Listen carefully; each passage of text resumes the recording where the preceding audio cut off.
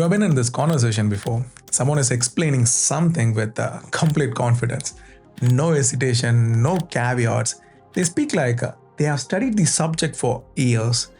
Their tone is certain, their opinion is firm, but you happen to know the topic well, and within the first few sentences, you can tell they don't actually understand what they are talking about.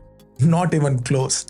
The terms are slightly off, the logic doesn't hold, the conclusions are oversimplified, but the confidence is absolute. And the strange part is, they have no idea. They genuinely believe they are right. They are not lying, they are not performing. They just can't see the gap between what they know and what they think they know. You have seen this at work, you have seen it online, you have probably seen it at dinner tables and family gatherings. Someone holds the floor, speaks with authority, and everyone nods. Not because the argument is strong, but because the delivery is convincing. That pattern has a name. I'm Dinesh Kumar, software engineer, author, and podcaster, exploring psychology, technology, and how we make sense of modern life. This is the DK Talks. In 1999, two psychologists, David Dunning and Justin Kruger, published a study that showed something uncomfortable about the human mind. People who perform the worst on tests of logic, grammar, and humor consistently rated their own performance the highest, not by a small margin. They believed they were above average, sometimes well above, while actually scoring in the bottom percentile. And people who performed the best, they underestimated themselves. They assumed the task was just as easy for everyone else. That asymmetry is the core of the Dunning-Kruger effect. And it's not about stupidity, it's about a blind spot that built into how the brain evaluates itself. Here is why it happens. To know how much you don't know about something, you need enough knowledge to see the full picture. But when you're at the beginning, when your understanding is shallow, you don't have enough information to recognize what's missing. The gaps are invisible to you. So your brain fills in the blanks with confidence, not arrogance, just a genuine inability to see what is not there. It's like looking at a map with most of the terrain missing, but you don't know the terrain is missing. So the map looks complete and you navigate accordingly. As your knowledge deepens, something shifts. You start to see the complexity, the exceptions, the nuance, the things that seemed simple now reveal layers you didn't expect. And that awareness, that growing understanding of how much more there is, actually makes you less certain. Not because you are less capable, but because you finally see the real size of the subject.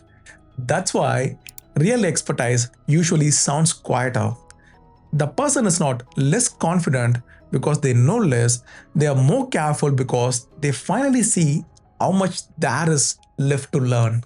This bias runs through everyday life in ways most people don't notice. It's in online debates where the loudest voice often have the shallowest understanding.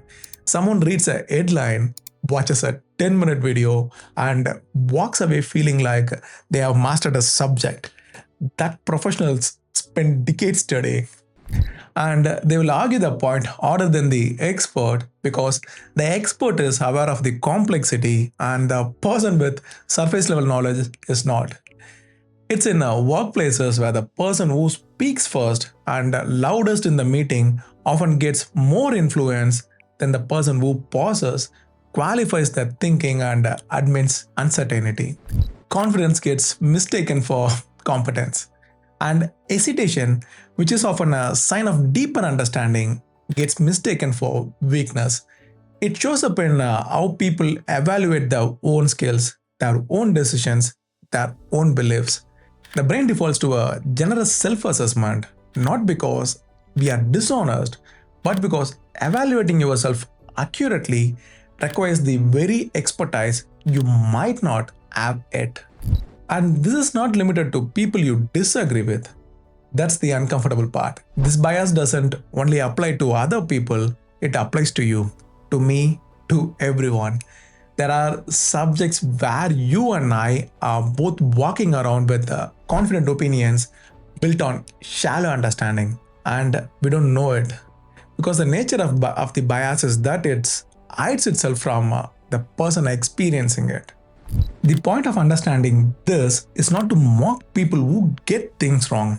Everyone gets things wrong. The point is recognizing how easily the human mind misjudges its own knowledge, and how that misjudgment doesn't feel like a mistake. It feels like clarity. The next time you feel absolutely certain about something, it might be worth pausing.